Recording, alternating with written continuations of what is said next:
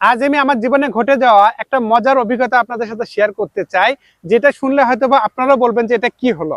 হ্যাঁ, আমি যেহেতু এখানে স্ট্রাগল করছি ছেলেবেলা থেকে। আমি আমার বাবাকে হারিয়েছি 21 বছর আগে 2003 সালে। আর কিছুদিন পর হলে 22 বছরের মতো হবে। তো আমার বাবাকে হারানোর পর আমি তখন এসএসসি পরীক্ষা দিয়েছি, দেন তারপরে ইন্টারমিডিয়েট আমি 2 থেকে 3 বার পরীক্ষা দিতে পারি নাই। পরবর্তীতে ইন্টারমিডিয়েট পাশ করেছি, পরবর্তীতে আমি আমার গ্র্যাজুয়েশন পোস্ট গ্র্যাজুয়েশন সবই কিন্তু কমপ্লিট করেছি। তো আমি কোনো ভার্সিটিতে চান্স পাই নাই বা পড়াশোনা করার সুযোগ হয় নাই, কারণ আমার উপরে প্রচুর চাপ, পারিবারিক চাপ। বাবা মারা গিয়েছে আমি ছেলেবেলা থাকতে। আমরা কয়েক ভাই মিলে সংসার চালাচ্ছিলাম, এমতো অবস্থায় আমি লেখাপড়াটার সুযোগ তেমন পাই নাই।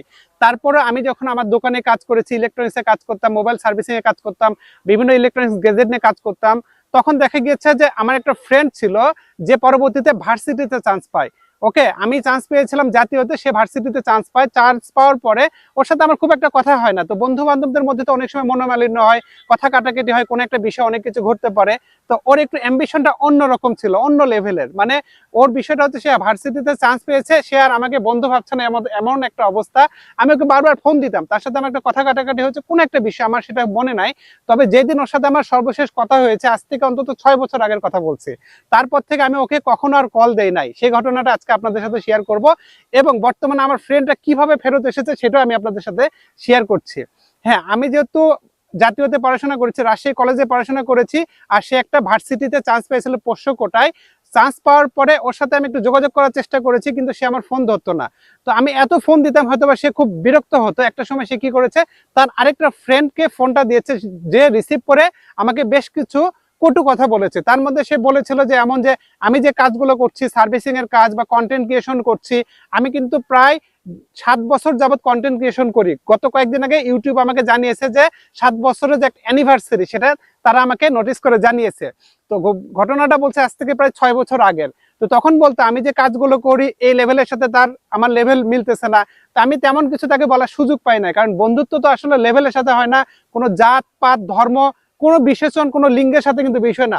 সম্পূর্ণ বিষয় হচ্ছে মনের মিল। বন্ধুত্বটা এমনই। ওকে, তারপরে সে এখানে একটা ক্লাস নিয়ে আসার চেষ্টা করেছে, আমি মন খারাপ করি নাই। কিন্তু যখন তার বন্ধু আমাকে বলেছে যে আপনার এসব দিয়ে কোনো কিছু হবে না, মানে আমাকে ব্যক্তিগত আক্রমণ করে, এবং ফাইনালি বলেছিল যে আপনি এই বিশ্ববিদ্যালয়ের ঝাড়ুদার হওয়ার যোগ্যতা আপনার নাই, তার বন্ধু আমাকে বলেছে, তখন আমার কষ্ট লেগেছে। কারণ সে বলেছে পাশ থেকে, আমার বন্ধু তাকে একটাবার প্রতিবাদ করে নাই যে এই ধরনের কথাটা বলা ঠিক হলো না।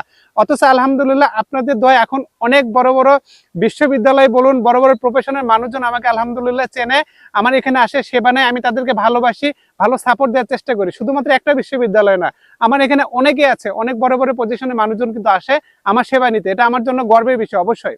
তো যে মজার বিষয়টা আপনাদের সাথে বলছি তা হচ্ছে, আমি রিসেন্টলি দেখছি সেই বন্ধুটা, ওকে, লেখাপড়া শেষ করেছে, আমারও তো লেখাপড়া শেষ, বাট আমি কখনো কোনো জবের দিকে ছুটি নাই।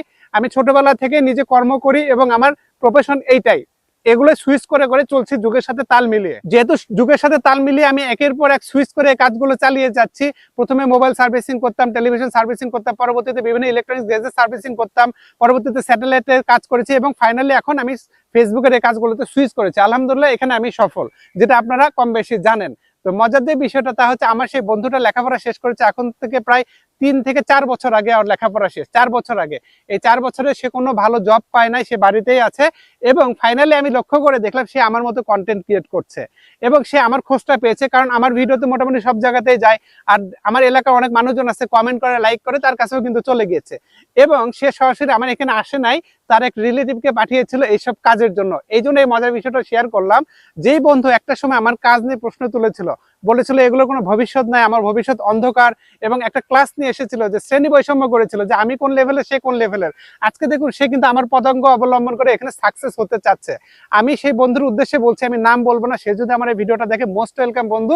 তোমাকে কোনো কাউকে পাঠাতে হবে না, তুমি নিজে সশরীরে আমার এখানে আসো, তোমার জায়গায় আমার এই জায়গায়। ওকে, হয়তোবা তুমি ভুল করেছো, সেটা আমার কষ্ট লেগেছে, খারাপ লেগেছে, আমি কিন্তু সেদিনের পর থেকে তোমাকে আর কল দেই নাই।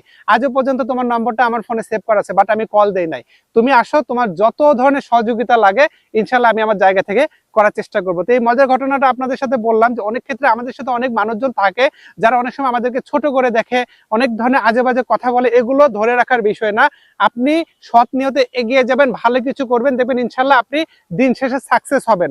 সোশ্যাল মিডিয়াতে যারা পরিশ্রম করছেন লিগ্যাল ভাবে পরিশ্রম করুন, অরিজিনাল কন্টেন্ট তৈরি করুন, দেখবেন যে আপনাকে আপনার পদাঙ্ক অনুসরণ করে যারা আপনার হ্যাটার্স আছে, যারা আপনাকে একটা সময় দেখতে পারতো না, তারাও আপনার কাছে ছুটে আসবে যে ভাই আমি কিভাবে সাকসেস হতে পারি, যেমনটা আমার জীবনের সাথে ঘটেছে। এই জন্য এই মজার অভিজ্ঞতাটা আপনাদের সাথে শেয়ার করেছি। জানি না কেমন হয়েছে, এলোমেলো কথা হয়তো বা বলে ফেলেছি, ছোট মানুষ ভুল ত্রুটি হইতেই পারে, অবশ্যই ক্ষমা করে দিবেন। আর যদি এই ভিডিওটা আপনাদের ভালো লাগে ইনশাল্লাহ বেশি বেশি লাইক কমেন্ট শেয়ার করে পাশেই থাকুন। আপাতত বিদায় নিচ্ছি, আল্লাহ হাফেজ।